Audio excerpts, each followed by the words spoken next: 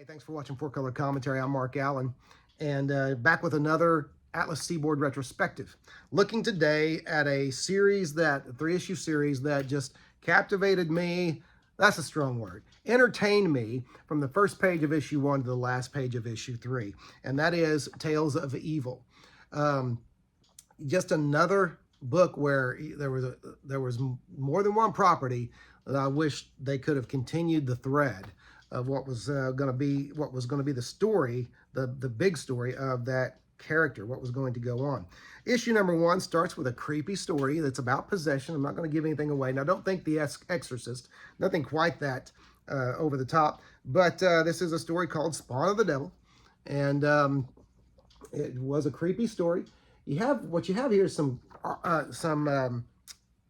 Jerry Grandinetti art.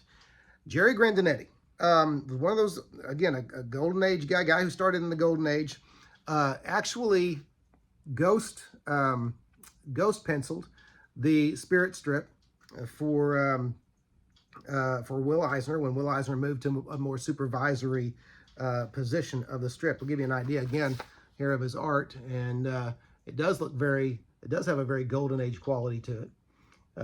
You could imagine Grandinetti, and he may have, I don't remember, but you could imagine him working for EC Comics.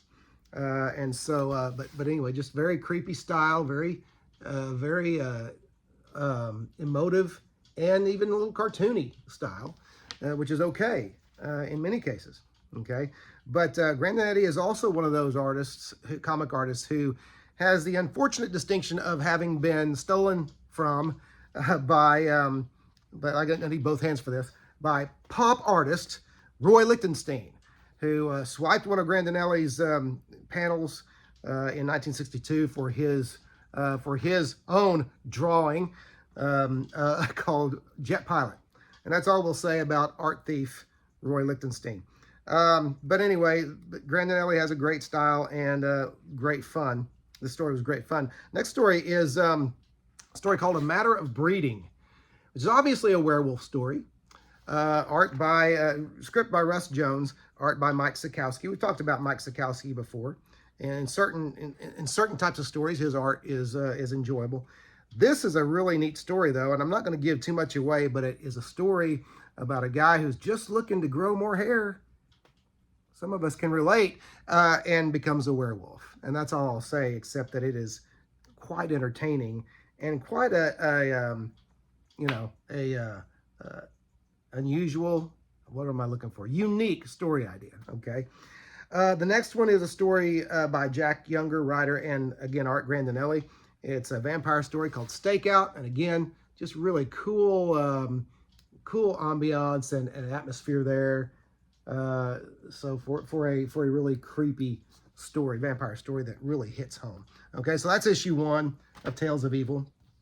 Issue 2, Tales of Evil, is you have a character on the cover called the Bog Beast. Now, I'm going to address very quickly an issue that a lot of comics fans who have never read these books probably assume. Let me tell you just right off the bat, without giving anything away, this is not a swamp creature, okay? Much more original than that, okay? And it's actually an interesting character. And it didn't originate in Tales of Evil. The character originated in Weird Tales of the Macabre, issue number 2, which I really need to get a hold of. And we'll talk about the original artist here in just a moment for that first story, that introductory story. But they moved the character into the color comics after his first appearance in Weird Tales of the Macabre number 2. Really want to get that story because of the artist. But this art is actually by Jack Sparling. Okay, Jack Sparling, one of those comic book artists who started in the Golden Age, was a comic strip as well as a comic book artist. Lots of work for DC Comics, Dell Comics, Gold Key Comics. Little work for Marvel Comics. Not much. In fact, it would be easy. Here's a collecting goal for somebody who hasn't done the collecting goals before. If you want to start smaller, it'd be fairly easy to collect all of Sparling's work for Marvel. Okay, so just keep that in mind. But that's Sparling. More of his work there on the Bog Beast. That was the first story in issue number 2 called The $50 Body. And then the second story, The Last Train, more art by Jerry Grandinetti. I keep wanting to call him Grandinelli, but it's Grandinetti, okay? Very creepy story about this train that he gets on, and all of the no one on the train, no, the passengers will speak to him for a very creepy reason that you find out if you read the book, if you read the story. Great stuff again. Then you have another werewolf story, yay, Requiem for a Werewolf. This is a lot different from the werewolf story in issue number 1. Not dealing with balding in this story, but you are looking at some very cool art by Tom Sutton. Tom Sutton is most likely going to be known for his work as the first story artist for the character Vampirella. Now, not a big Vampirella fan myself. In fact, I don't own a single Vampirella story, but you know, it'd be silly to ignore the impact the character has had on the comics industry and the fan following. But this is just a great werewolf story. I won't give anything away, but Sutton is that's a feather in Sutton's cap career-wise, his association with Vampirella. But also there's a really cool story about when Sutton went to try out for, you know, to apply for Marvel work. And as many interesting stories in the industry go, or have in common, this interesting story has Stan Lee in it. And basically Stan Lee looked at his work, but then was really impressed that Sutton had done a lot of work for Stars and Stripes, the military newspaper. And so that Stars and Stripes work basically he felt like got him the job. And what was funny about it is that Stan basically said, okay, I'll tell you what, draw me a couple of Western stories, bring them back next week and we'll talk. Have fun. And it's those 2 words, have fun, that Sutton remembers and kind of tickles him, I think, from the story told. That this sounds like Stan Lee, of course. Do this for me, we'll meet up next week. Have fun. And so anyway, neat story there, but that's Sutton. And then you have the 3rd issue of Tales of Evil with Man Monster on the front. Man Monster was another one of those that looked kind of hokey, but once you got into the story, it stood up. It held together, and it made you want to know more. Want to know what they introduced.